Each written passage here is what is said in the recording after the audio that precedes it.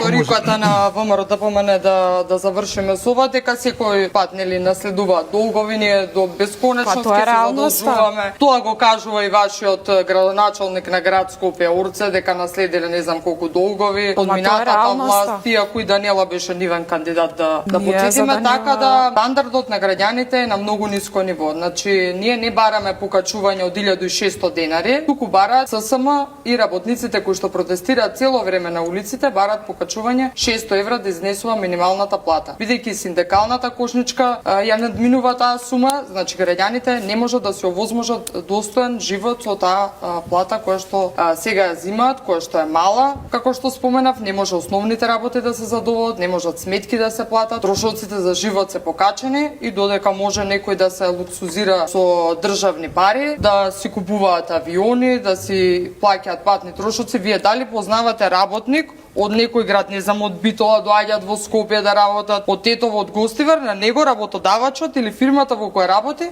да му исплаќаат патни трошоци. Не му исплаќаат. Тој од неговата плата си одвојува. Дали ќе се вози со автобус, дали ќе се вози со сопствен превоз, тоа на него е останато.